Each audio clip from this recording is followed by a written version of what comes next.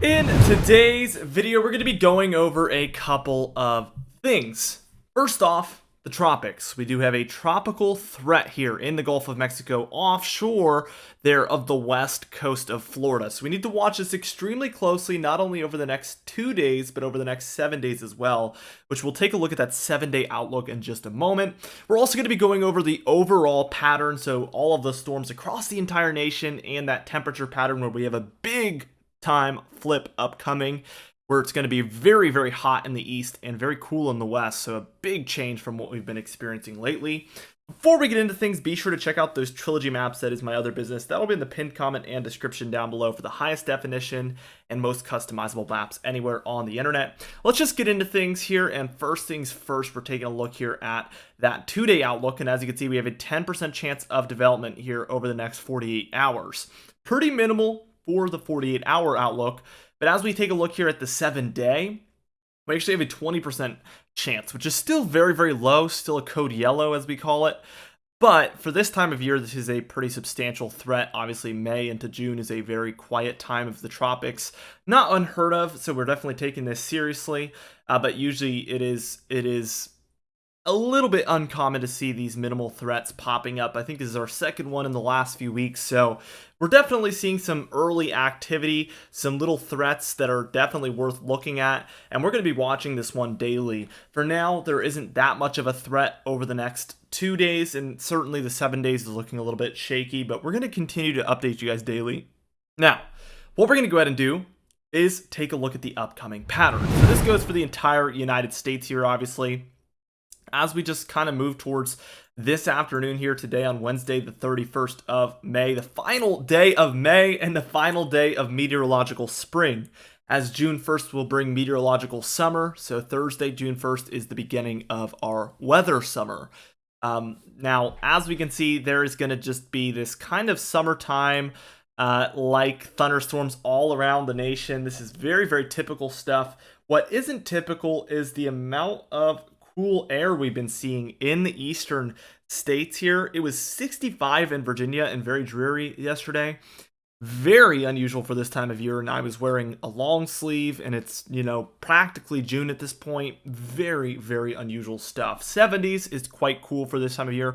60s is very rare and probably unheard of. So very cold compared to normal, and that's basically what we were calling for. So as expected, that is what has ended up taking place.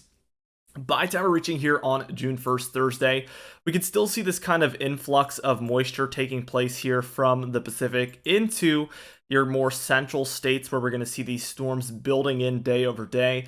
We do have this tropical activity that we're tracking here off the west coast of Florida that we were talking about. And this is kind of causing some storminess overall for the southeast of the United States, a lot of the Caribbean, a lot of the Gulf there, and overall kind of just posing a threat here to develop. Now, as we see by Friday here, this is going to be June 2nd, we still see this very organized area of thunderstorms and showers across the central states. There is a pocket of storminess taking place over the northeast as well. And then over the southeast, we're seeing this area of tropical activity / thunderstorms taking place still by that point. So that is going to be something to continuously watch kind of over the next few days. Saturday, the 3rd, what we see is this tropical activity mostly is impacting the southeast coast here, somewhere in there. So if this decides to develop, we do expect that kind of southeast kind of look. And this is pretty familiar looking, as we've just seen a major storm move through this area once. Just a couple of days ago, that was moving out, and that's been impacting for about a week now. And we're just now seeing that move out, and we're expecting another one by the 3rd here. Very interesting stuff.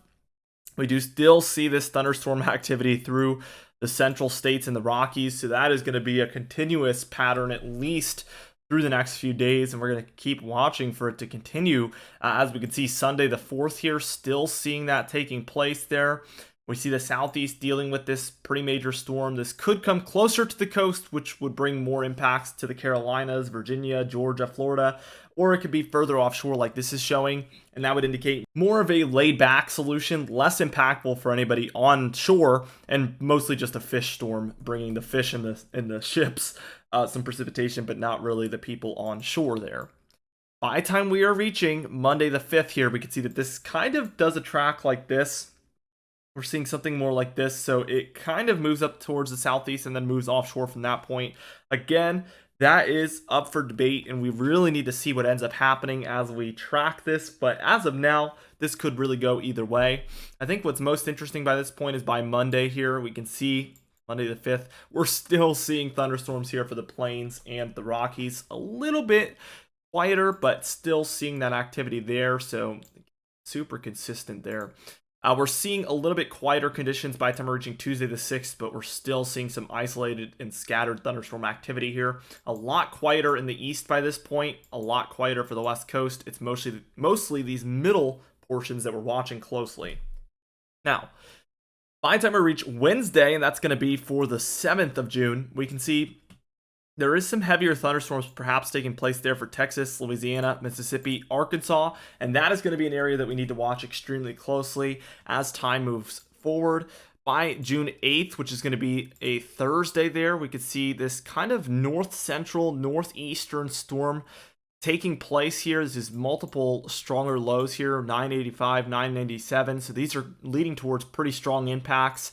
We can see another storm system perhaps here for the Rockies, and then we're still seeing this area of low pressure here for the Gulf Coast. So this is a whole lot here, and it's actually leading towards less impacts than you would think, but we have these probably 4 separate areas of storminess over the United States here, 2 of which being very strong lows, and that is highly unusual for June. So definitely a very, very intense look in the long range.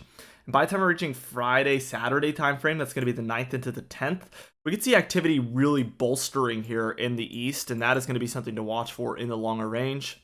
Still, the Rockies and the Plains seeing some of this activity, and actually an uptick from what they had been seeing.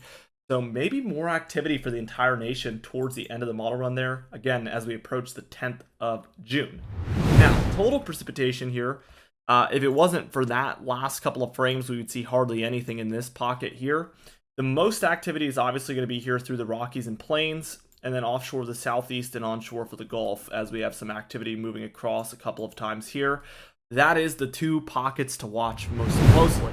Now, total snowfall here, as you can see, we still see a little bit here for the Sierra Nevadas and also a little bit there for the Rockies, which is surprising as we're pretty much moving into June here, but this is going to be quieting down here very, very soon. Now, the temperature pattern, we have this cooler air mass here over the east here. We kind of have a horseshoe pattern taking place as we have cold on both coasts. We do see a negative PNA taking place, and that is encouraging this warmth here to take place for these areas. But the east coast is still extremely cold compared to normal, like I mentioned before. That isn't going to last forever, as we actually see this negative PNA really build up. We can see by the 2nd of June here, this is becoming stronger, and this warmth is going to be heading further and further east as time moves forward here. As we just keep going towards the weekend and beyond, we finally get this warmth moving further and further east, and it really takes over around that 10th time frame when activity would be building in. We still overall have a negative PNA. It's pretty south-based, but this is a negative PNA nevertheless, and it's causing some warmth to move above, some just here for the east. But that is the long-range pattern. We see that kind of continue, actually, as we move through towards the 15th here, the extended range. We still have kind of this negative PNA and positive temperatures moving into the east. For the most part here, you can see there's a couple of exceptions, but warmer in the east, cooler in the west is pretty much the trend here as we move towards the 10th and even beyond. Anyway, thank you so much for watching this video. Again, you can check out those trilogy maps in the description and pinned comment down below. Also, be sure to subscribe for daily uploads, as we do upload every single day. Also, hit the bell icon for daily notifications when we upload so you never miss one. Be sure to like the video if you did enjoy it, leave a comment down below, and I will see you guys in the next video.